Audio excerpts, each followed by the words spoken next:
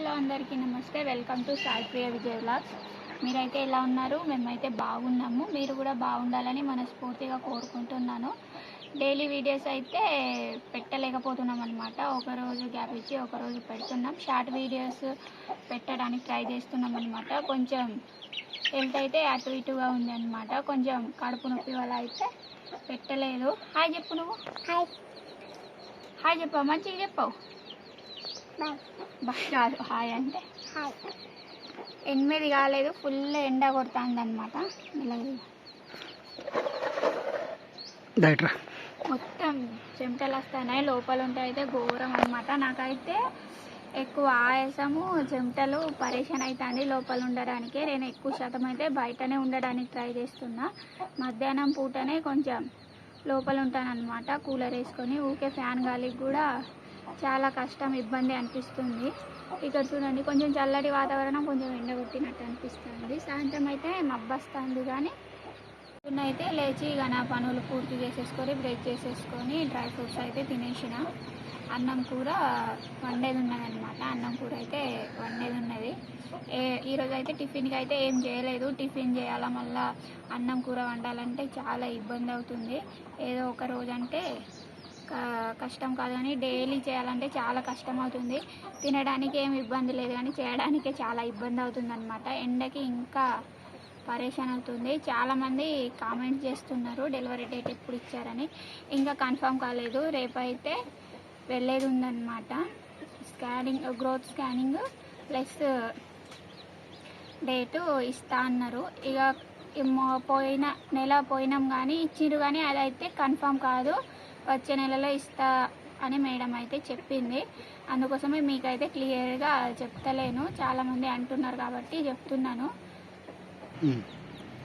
మా చైత్ర పాప అప్పుడు, మా కృతిక పాప అప్పుడు అయితే మేము ఇంత కన్ఫ్యూజ్ కాలేదు.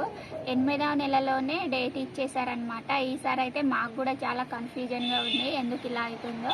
డేట్ అయితే 16 జూన్ ఇచ్చారు, కానీ అది కూడా కరెక్ట్ కాదని మేడం అయితే చెప్పేసింది. వచ్చే నెలలో అయితే ఇస్తా అనింది. అందుకోసమే మీకు కూడా కన్ఫర్మ్ చేస్తలేము. కృతిక పాప అప్పుడు, చైత్ర పాప అప్పుడు అయితే 8 మంత్స్లోనే ఇచ్చేసారనమాట. క్లియర్ డేట్కి ఒక 2-3 రోజులు అనగా డెలివరీ అయిపోయాను. మొత్తం నెలలు నిండేదాకా ఒక 2-3 డేస్ గ్యాప్ ఉండే అనమాట. ఈసారి ఇలా ఎందుకు అవుతుందో మాకు కూడా అర్థం అవుతలేదు. ఈసారి వెళ్ళినప్పుడు అయితే మేడంని అడగాల. కొంతమంది అయితే 2 ప్రెగ్నెన్సీలకి ఈ ప్రెగ్నెన్సీకి తేడా వీడియోస్ అయితే చేయమంటున్నారు. ఈ 2 ప్రెగ్నెన్సీలకు, ఈ 3వ ప్రెగ్నెన్సీకి అయితే ఖచ్చితంగా మీరు అడిగినట్టే వీడియో అయితే నెక్స్ట్ వీడియో అయితే చేసి పెడతాను. అలాగే ఈ ప్రెగ్నెన్సీ జర్నీ ఎలా అయిందో కూడా మీతోటి షేర్ చేసుకుంటాను.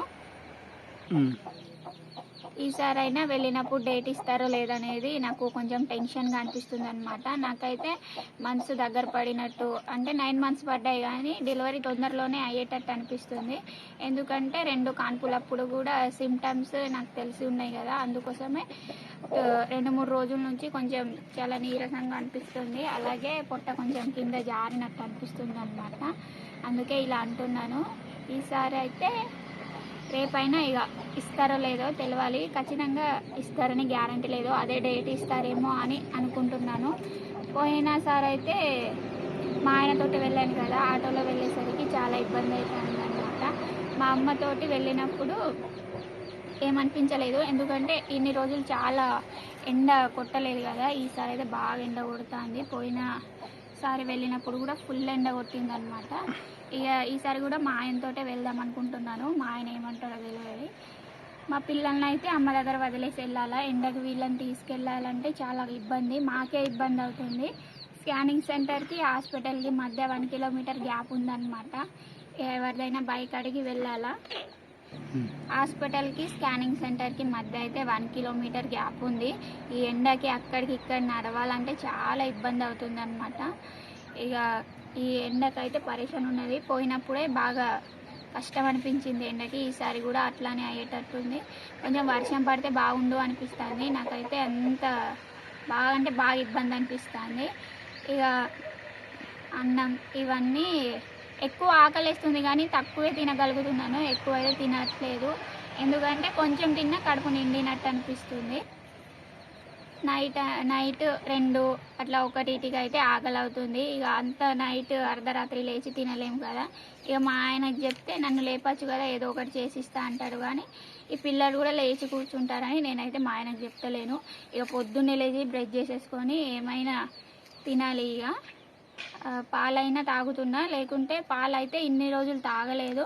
డ్రై ఫ్రూట్స్ తిన్నా, ఈరోజు అయితే పాలు తాగేసిన. అంత ఆకలి అవుతుంది అనమాట. ఏమైనా తినాలా ఇక పొద్దున్న లేచి, లేకుంటే పరేషాన్ గాబరా అవుతుంది. మా వాళ్ళు అయితే అంబలు పంపిస్తే అంబలే డైరెక్ట్ తాగుతా. నేనైతే టిఫిన్ చేస్తే టిఫినే తొందరగా స్నానం చేసేసి ఇక టిఫిన్ కూడా చేసేస్తా అనమాట. 9 months పడైతే 11 రోజులు అవుతుందన్నమాట. చైత్ర పాప అప్పుడు కానీ కృతిక పాప అప్పుడు కానీ ఒక 15 days 20 days తర్వాత అయితే డెలివరీ అయిపోయాను. డెలివరీ తొందరగా అయితేనే బాగుండు అనిపిస్తుంది నాకు కూడా. ఎందుకు ఇలా అంటున్నానంటే వీళ్ళ స్కూల్ కూడా స్టార్ట్ అవుతుంది కదా, అమ్మ వాళ్ళ ఇంటి నుంచి పంపించాలంటే చాలా ఇబ్బంది అవుతుంది. వాళ్ళకు కూడా బరాబర్ చేయని పని స్టార్ట్ అవుతుంది అనమాట. ఇక జూన్ వస్తుంది కదా, వాళ్ళు కూడా విత్తనాలు పెట్టడం, ఇక అన్నీ పెట్టడం కూడా వాళ్ళు కూడా స్టార్ట్ చేస్తారు. అందుకోసమే నాకు కూడా ఇబ్బంది అనిపిస్తుంది. తొందరగానే డెలివరీ అయిపోతే మంచిది. 1 నెల రెస్ట్ తీసుకొని మా ఇంటికి నేను వచ్చి చిన్న పనులు చేసుకుందాం. తర్వాత అయితే మా హెల్ప్ ఎట్లా చేస్తాడు. ఇక అందుకోసమే బాగా ఇబ్బంది అవుతుంది.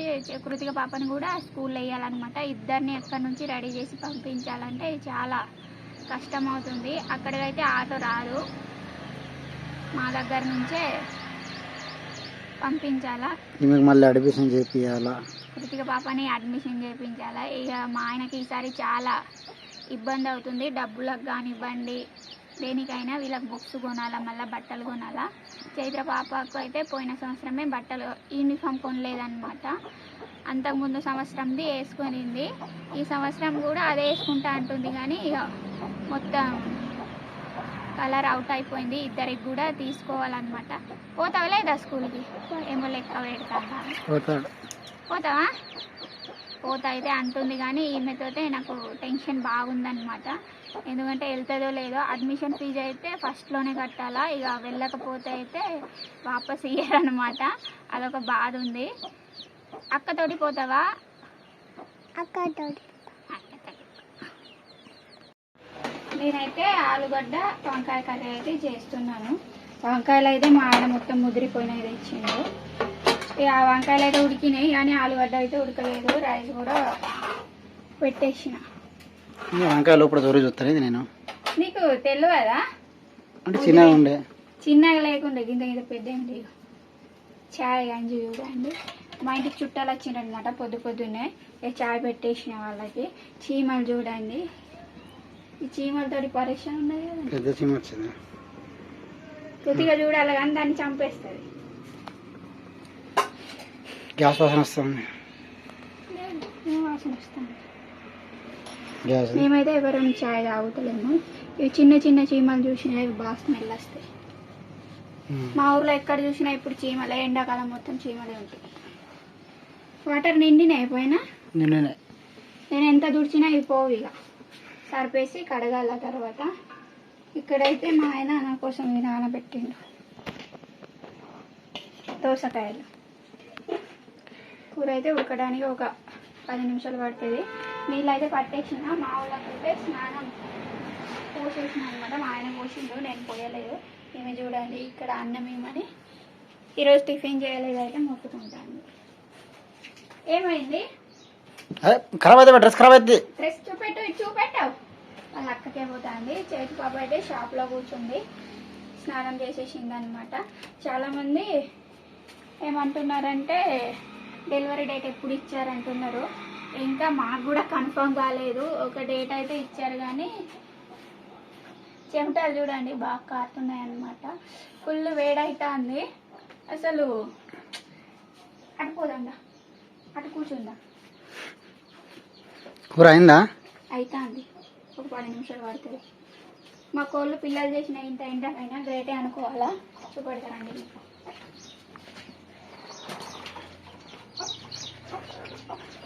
ఇదేమన్నా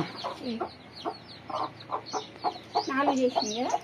5 మరి ఇటున్నాయి. ఎడిపోయింది. ఇటున్నా 5 పిల్లలు. చిన్న నల్ల పిల్లలా.